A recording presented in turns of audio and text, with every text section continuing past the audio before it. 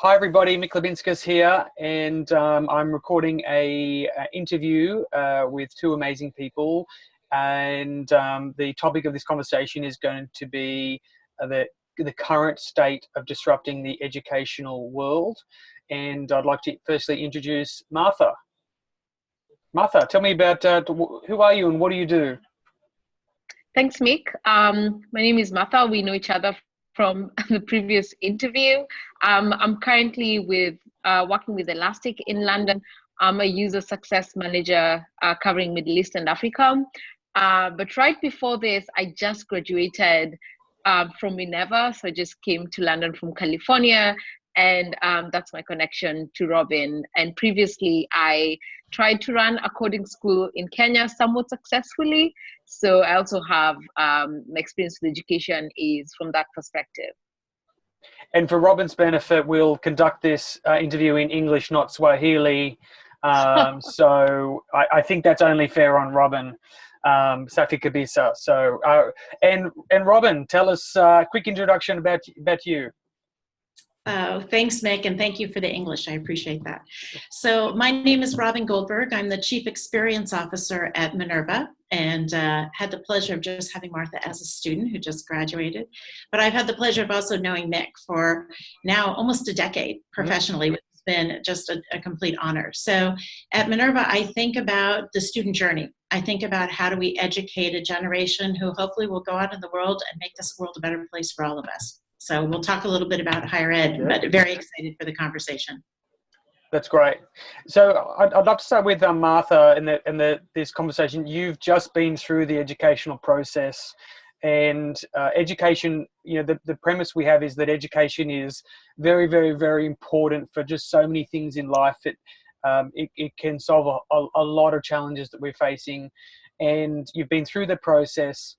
Is your feeling, based on what you've seen and spoken to, I guess, people who've been through education previous to you, did you feel it was changing as you were going through it? Do you feel it was amazingly effective? Because you went through Minerva, which is quite a different process, and you must have peers that went through different kinds of processes. What is the current state? Do you think it's like, are we close to optimized education, or do you think we've got a lot of work to do? To be honest, as you said, I went through Minerva, which is very, very different. And I think, speaking to my peers, people I was with in high school, and even my brother in Kenya who goes to university there, and other people I know who've gone to uni in the US, there's such a long way to go. Some of the things that I describe sound almost not real, to be honest, apart from the obvious one that Robin will speak about, for example, global travel.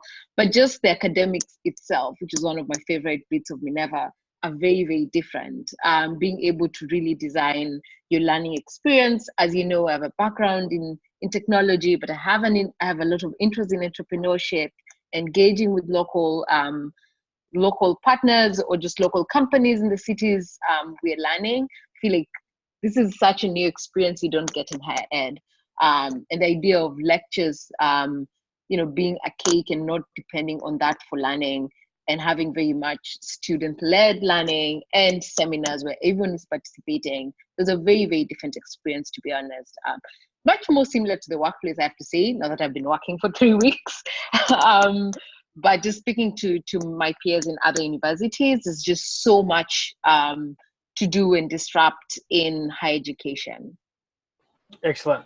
And so we've spoken about Minerva a few times here. Robin, it'd be great to hear from your perspective, what is Minerva, what is its mission, and where are you in that mission?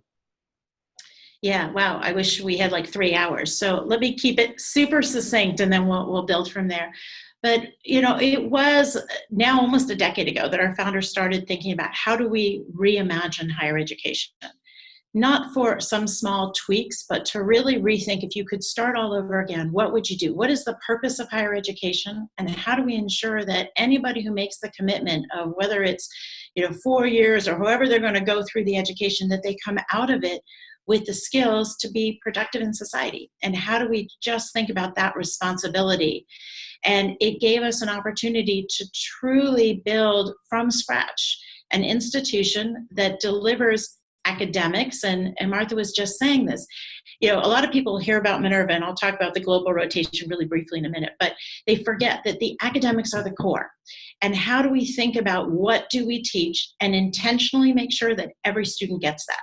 So at Minerva, we teach frameworks for decision making. We teach practical skills, how to approach a problem you've never seen before, how to critically deconstruct it, how to creatively come up with new solutions, how to communicate, skills that every employer in the world will say they need, but most institutions don't teach.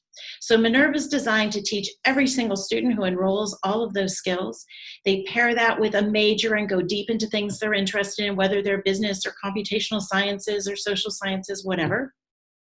And then we pair all of that academics with a global rotation, which allows our students to get experiences, putting everything they learn in the classroom into practice. And so, you know, and the global rotation is, you know, places around the world you wouldn't normally send students always, right? So they start in San Francisco, then they go to Seoul, then to Hyderabad, India, to Berlin, Buenos Aires, London, Taipei. So it's a really holistic learning experience. And what we did is we wanted to show that if you have this kind of an educational opportunity, it will deliver. And we have proof points now. So when you ask about the mission, it is about how do we bring this critical wisdom even broader into the world. We know that our students, like Martha, who graduate will have these skills, but now we're also starting to work with other institutions who say, hey, this is something pretty special. How do we bring it into our institution as well? And the idea is to spread that critical wisdom through our own university experience, but also then through partners. That's great, really interesting. And I'd like to hear Martha's perspective on, was there any, was the step too hard at some points or too big from what you were comfortable with and your educational experience prior to Minerva? Or, because I think this is one of the challenges, is that education is, it's hard to disrupt it a little bit. You know, the big ways to do it is obviously things like homeschooling, and what Minerva did was to start an entire university to prove the point. Martha, did you get any sense that were any parts of that like, wow, that is so different, that was difficult, uncomfortable, challenging in any ways? And I know it's Robin's responsibility to try to manage that whole process, but it's one of the challenges, right? Is that it's you're making a big change. How do you fit that into the world? Like, how did that feel for you going through that big change? I mean, so I just disclaimer, I'm an extremely biased student. To be honest, before Minerva, I'd done, as you know, a lot of self-learning. I taught myself a bunch of programming languages, still at a junior level, but I had. And I feel like that experience prepared me for Minerva and for a lot of my classmates. So even though I was from Kenya and I did not have a computer for myself until I was 19 and an intern at an NGO, I did get access to the internet at an early age. I discovered I could Google things and use Codecademy to learn basic programming and use tools like Treehouse. So already I feel been exposed to owning my own learning journey, going out there and looking for information and trying to create new things with those ideas.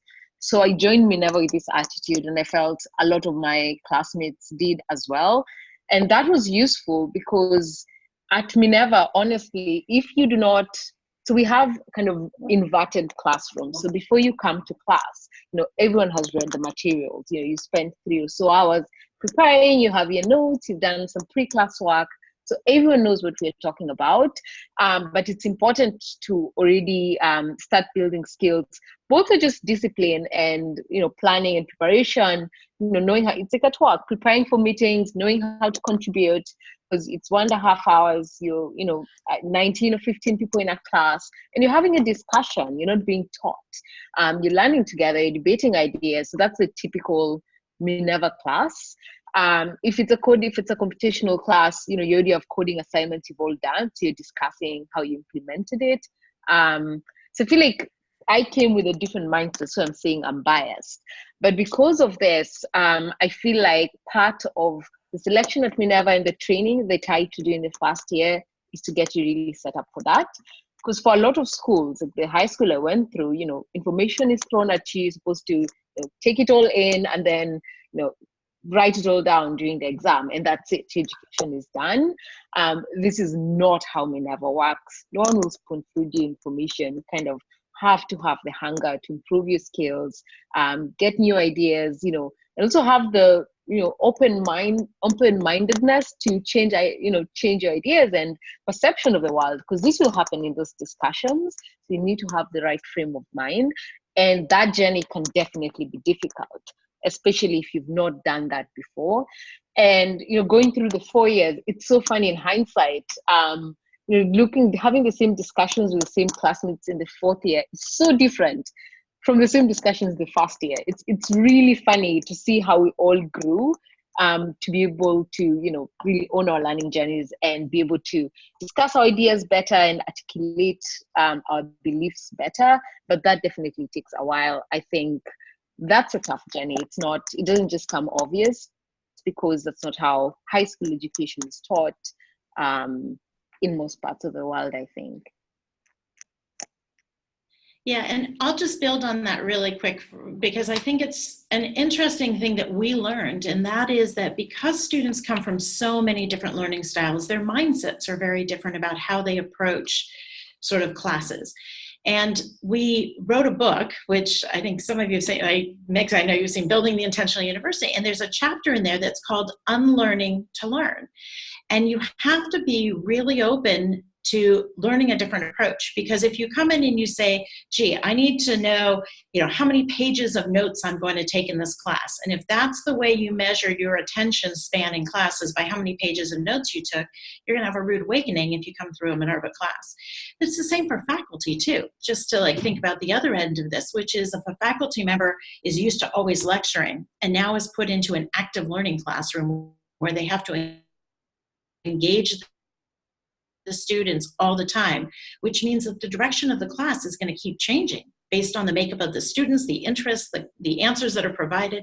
So there is this sort of liberating approach you need to take to learn and to open yourself up to new learning, which is to abandon the old and be ready for the new.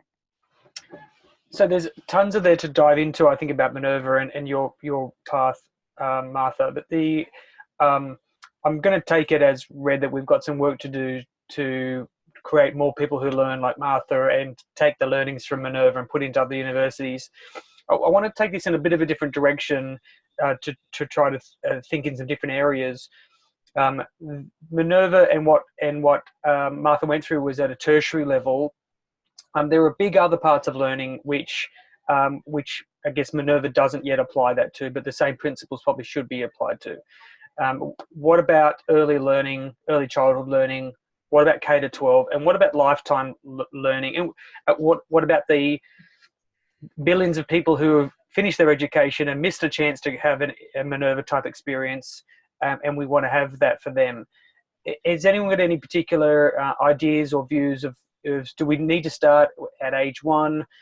Is the biggest impact going to be with people already in the workforce? Like how do we get these kind of impacts in other parts of the education world?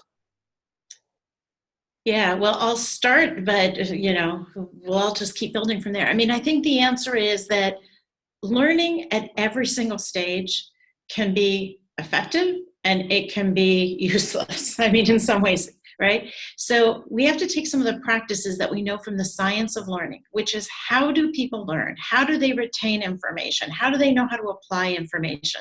And that should be practiced K for the rest of your life. Right? Because it is about how you learn. And we all know lectures, it's an easy way to teach. I come up with my lecture, I know exactly what I'm going to say. I go and walk away after an hour. It's a horrible way to learn. We know that, yet it's used over and over again, not just at universities, but throughout. Think of all the executive ed courses. We know that another important thing in the science of learning is you need spaced practice. So these workshops where it's like cram everybody in for a weekend and think you're going to change behaviors, it doesn't happen that way. We know it has to be over time. How do you give deliberate practice? How do you give applied practice in different types of contexts? So we know a lot. We could start applying that as early as pre-K, and we could use that for the rest of our lives. So I do think it is about those who are educators being willing to look for new ways. And some may be ones that they invent themselves, and others may be already out there, and it's just being willing to open and be willing to try something different. I think in terms of content, let me just add one other piece of it, and then I'll turn it over. But I think in terms of content, it's the same thing, right? There is memorize a bunch of content for a very specific case, but the problem is it becomes useless over time. And I think that's where you're seeing reports from McKinsey and the World Economic Group and everyone else who's saying jobs are becoming obsolete. It's because they were so narrowly scoped. So I think it is also the responsibility of educators to think about broad concepts and things that can be applied over and over again, for jobs that don't even exist today. But I'll go ahead and turn it back to you. Thank you. And Martha, I'd really particularly like to know, you come from a very different context and experience that I think Robin and I had. I'll absolutely recognize how fortunate I've been in terms of educational opportunities, and you've been amazing in terms of being self-driven with your learning. But can you talk to us about, I know there's over 1 billion people in Africa and across other parts of the world who are expanding their education opportunities, and we have a chance to leapfrog legacy systems and get to better systems faster in those areas. Can you talk about the opportunities in Eastern Africa where you're from and work? Yeah, definitely. I mean, so my change in education from the traditional happened after high school. So up to then, I think I was, part of the traditional path. I was very, very lucky to go to a good public high school in Kenya. There are not many, they're highly competitive, and only the very top students get to attend these public schools. So there's a huge market for good education in Sub-Saharan Africa. I'll speak for Kenya and a bit South Sudan because these are the two places I've worked in, but there isn't that much supply.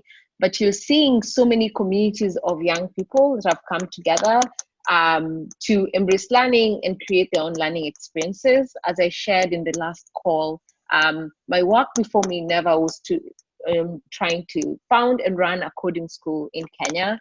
And the idea was to run short programs, to get people coding, understand how programming languages work, build something small. We did workshops in Kenya and South Sudan, and there was so much reception from young people because people want the skills and they understand. First of all, university is out of reach for a lot of people. That's just the truth. The government cannot build enough universities for the growing African youth population. I'm older than the median age in Kenya, for context. I hope my face. I'm young. Yeah, the population is extremely young, and this big population, if the trend continues, are going to have children. So Africa will be young for such a long time, and these are so many people that need the right skills if we are to lift a lot of these communities out of poverty.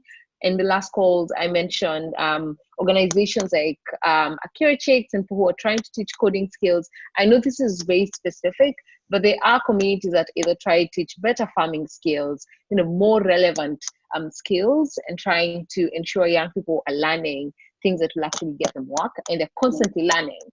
Because in our generation, you're really not assured to have that one career. I'm so young and I'm kind of in my second career, I would say. And this is very common. So I feel like there's a huge market and no one has really figured it out yet. There are a lot of testing programs happening, and I'm excited to see where they go. But there's definitely so much space for more work to be done.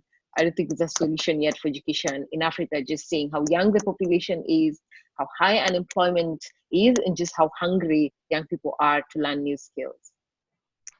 And Robin, you've traveled the world finding people like Martha for Minerva. Do you have a sense of the global nature of this? Is it so different that we can't think about it one way, or are there commonalities that we can get to a new global level, which is going to impact 1 billion people rather than even 1 million? Yeah, I mean, I think that every every society, if you will, has sort of different challenges. In some cases, people are more congested, urban versus rural. So, the question of how do you actually get kids to get to a schoolhouse or to a school? I think access, and Martha raises it, and we have, parts of the world where the population is growing so fast, there is just not enough supply. So I think there are very basic issues that we have to think about sorting. And so then it is, what are new models? I think we can be open to all kinds of ways to think about education. It doesn't necessarily have to be set periods, set degrees, but how do we make education just much more ubiquitous in all kinds of different formats?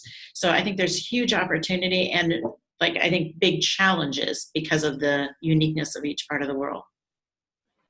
Absolutely. So no easy answers yet.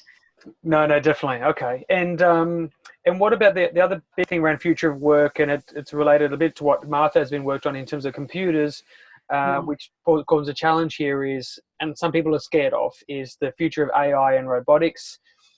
Trying to imagine for my kids, my daughter's about to turn 5 on Friday, and I'm thinking about trying to educate and influence her and what system is going to be best for her life, let's say 15 years from now when she really enters the workforce.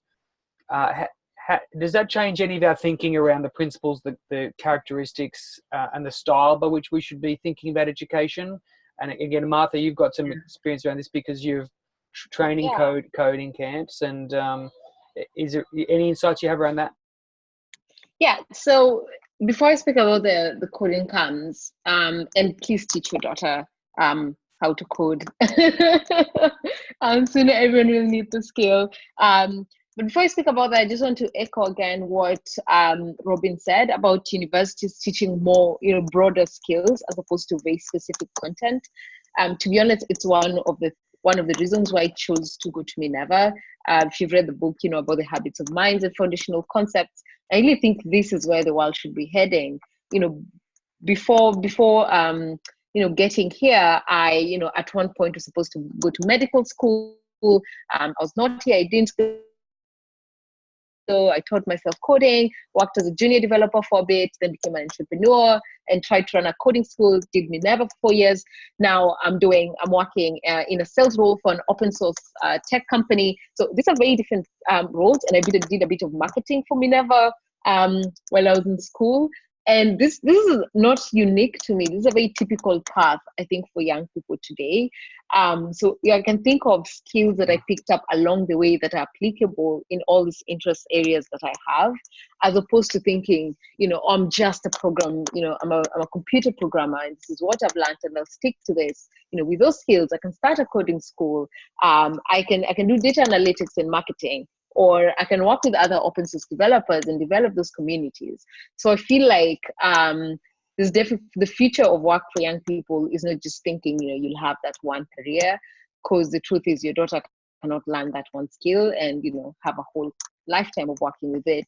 It's mostly thinking of what broader skills do we need to learn to be really effective human workers. Because you're right, AI will exist. And the truth is, it will replace some jobs. I think it's good to be honest. Technology always has done that, but always creates so many more opportunities. So how can you have the right skills to identify all those new opportunities and leverage them, or even build those opportunities? I know it sounds very abstract, but just seeing my short journey, I feel like I've experienced that in different parts of the journey, and really benefiting from having more general skills and ideas of my passions and the best way I can exert myself at work, and seeing how that can fit into different roles.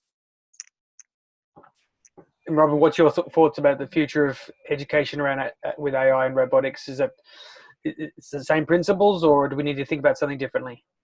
Yeah, well, I could say ditto to everything Martha said, so I'm not going to repeat that. But I'll tell you just a quick funny story, because I was in an event the other night, and we were all talking, and it was primarily focused on people looking for engineering talent.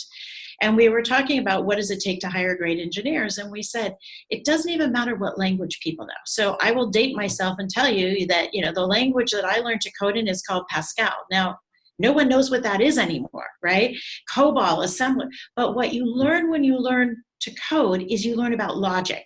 you learn about systematic thinking. So I would worry less about what language should somebody learn right now, and more that they understand how to think very, very rationally about how do you walk through things? What are if-then statements? How do I think about processing? Because that's all AI is. Now, I was in the AI field before it was cool. Again, I'm really old, back in the 80s. But I had to explain this to people, and I'd say it's just rules-based, but somebody needs to know the rules. So to think that a machine will ever replace the human element of this, it's never going to completely go away, right? The jobs will change.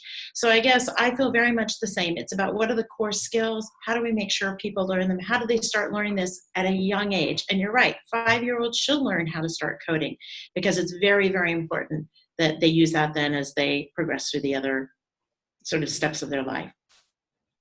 Excellent. And as you mentioned, these are topics we could talk about for days, let alone 3 hours. So I'd love to wrap up with just both of you sharing really briefly, is there a part of education at the moment that you're most excited about in terms of either the change or the impact that you'd like to share with us here?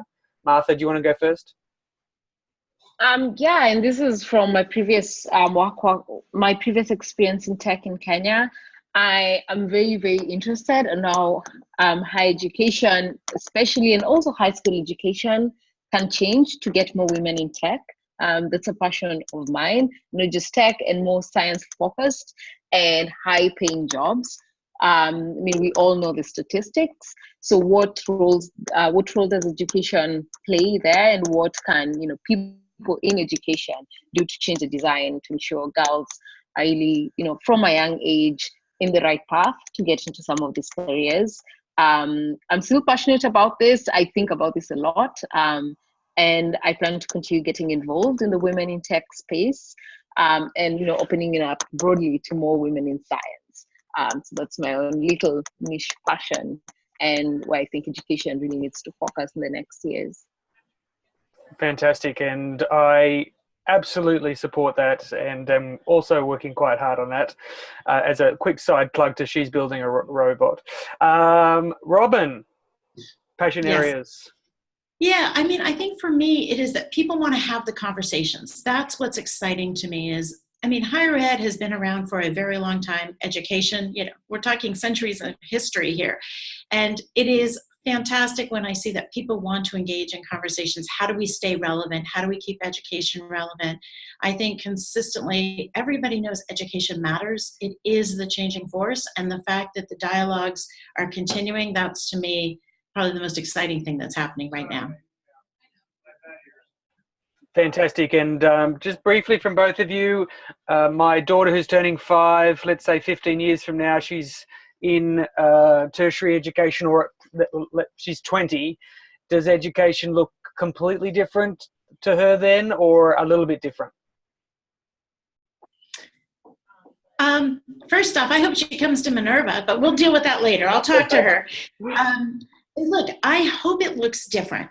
I hope that she is in a program where it is very, very engaging. It's not a passive education where she's getting unbelievable experiences that will last her a lifetime. I hope that, she's actively getting feedback as she goes, because we know that all of these things are really important to your learning. So whether or not she comes to Minerva, whether she goes somewhere else, I just hope that the educational environment is much more about seeing progress of students, focusing on learning outcomes, and less about just offering curriculum services, that kind of thing. Martha, completely different? Well, actually, no, I'm very optimistic. So I agree with all the hopes of Robin, and I actually think it will happen. Well, if Robin and I do our job and our passions. So I do think there are a lot of people, as Robin said, talking about this, thinking about especially how tech can disrupt education. So I'm very, very hopeful. And I'd like to see her having an experience as good or even as better than mine, if it's possible to beat Minerva, that is.